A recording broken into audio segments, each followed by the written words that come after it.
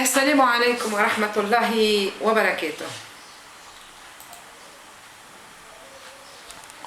يعني فيسبوك تنديد تهديد قريب باش تردوني مرتدة على الدين الإسلامي أو أنكم تكفروني. ذوما يا سيدي أنصار الغنوشي كيف أنا ماهيش بقرة مقيلة في مخي، ما عنديش بقرة مقيلة في مخي، طاحوا فيا ركبة. مش معقول راه، وقلت لكم مش معقول وعملت فيه شريط شيء ذا. تو البارح في الايام كنت نشرح ونهبل متداينة نشرح كيف انا قلت يعني باش نساند السبسي، يعني قريب شوية تردوني مرتدة ولا راكم في الكواليس تقولوا فيها حاشمين على الفيسبوك خاطر ترجع عليكم بالوباء، والا تكفرون يا خويا مرتدة على الغناش لأن ما عنديش بقرة مقايلة في مخي. أشياء عديدة ووقائع عديدة خليتني نتساءل كيف تحكمون يا أخي؟ هذا الإسلام، هذا المسلمين، هذا مش يعملون الخلافة الرشيدة بدون تجريح. أنا نعتبر السبسي أمة لوحدها. عمل هو حزب على روحه النداء، مهما كانوا شكون الشخصيات هذوما أنا راني لاني داخلة فيهم ولاني في صراعاتهم بعيد عليهم، يصفيوا رواحهم في بعضهم دبروا روسهم كما كل حزب فيه صراعات داخلية كما كل حزب. عندي طبعا فيه شخصية ولا اثنين أنا نعتبرهم من رجال تونس، وما نعرفش الناس الكل اللي أنا فيه، معناها ما نعرفش الأسماء الكل.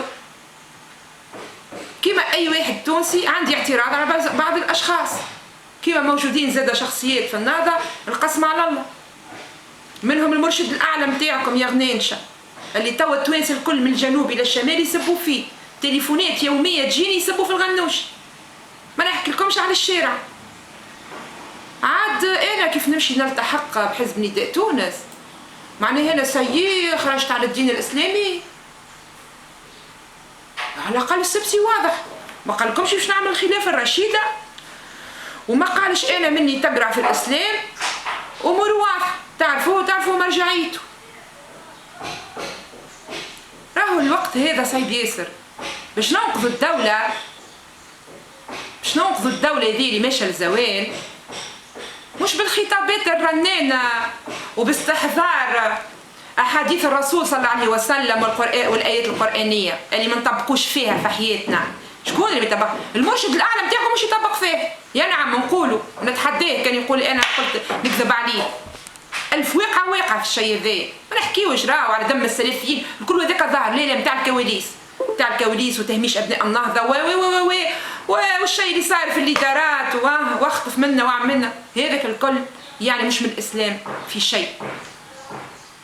المرحلة هذه يا توانسة يلزمكم تعرفوا، وهي غنانشة بالذات، يا غنانشة اللي وليتوا يعني عبيد عند الغنوشي ونسيتوا ربي اللي باش يحاسبكم يحاسب الغنوشي، أول واحد يتحاسب هو الغنوشي الساعة والأتباع متاعو. يقول لك هو كيبدا فما حاكم ظالم، حتى الخياط متاعو اللي يخيط له في لباسه يتحاسب. ان شاء الله ربي يغفر لنا ويسامحنا الناس الكل. المرحله هذه مرحله توافق، تحكيوا على الشرعيه، راهي الشرعيه وفات نهار 23 اكتوبر.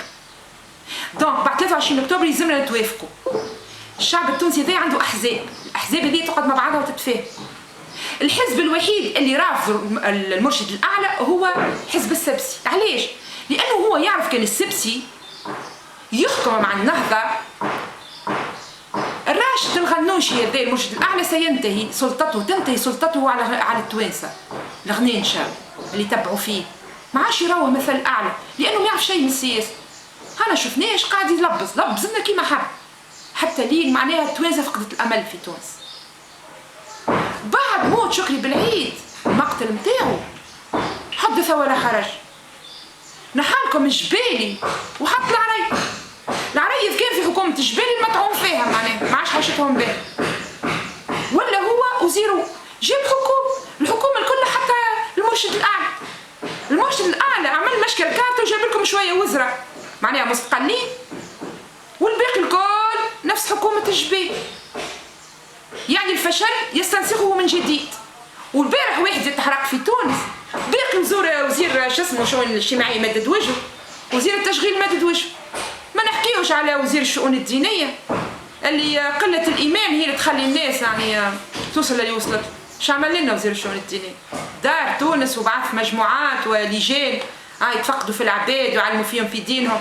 ما هي كلها معناها تاجر بكلمة اسمها الدين. يعني لا الغنانشة أتباع الغنوشي تجار دين. تا عندي أنا كنت قبل نكذب ونقول لهم لا مش صحيح، وأنا جايبة ما عندي وندافع على النهضة بصفة عامة، نلقاه الكلام الكل اللي تقال الكل قبل صحيح. ومصيرها النهضة مصيرها بعد الانتخابات الجاية تنقسم ما تقعدش. فما ناس اللي ما همش راضيين على سياسة الغنوشي. مالا كيفاية تحكيوا على الشرعية وتحكيوا لي على معناها راشد الغنوشي اللي هو معناها حامي حمى الدين في تونس ومرسي العدالة في تونس. يا مرسي عدالة ودني شيء كنشوفوا فيه، شوفوا فيه شيء يعمل العار، شيء ذا يجيب العار للمسلمين بصفة عامة في كل العالم راه، وبالأخص المسلمين العرب. زعام هكا باش يتاجروا بالدين بيجيبوا أصوات ومن بعد يجيو يتكوا كل واحد يخمم في همه. لهذا ما عادش تقولوا لي هاك مشيت مع التجمع. عمري ما كنت تجمعية وما نعرفهمش شكون من جماعة التجمع أنا اللي في النداء، وما عنديش بيهم حتى علاقة. وأمور النداء دبر راسه يصفي أموره وهو محرار. أنا وقتاش جيت للنداء ولا وقتاش قعدت مشيت قابلت السبسي. أنا قابلت السبسي وأساند السبسي وأنا مع السبسي لأنه أمة بوحدة وهو حكيم. وما عليه النهضويين كانوا يمشوا يتمرنوا عند السبسي. نحن راهو واحد كيف يولي محامي ولا عاد الإشهاد أو عاد المنفذ يعمل تمرين. انتوما ما تمرنتوش في السياسة، يلزم كنتوا تمرنوا عند السيد هذاك باش تنجموا تعرفوا كيفاش تمارسوا الحكم وتفهموا دوالي بالدولة. السلام عليكم ورحمة الله وبركاته.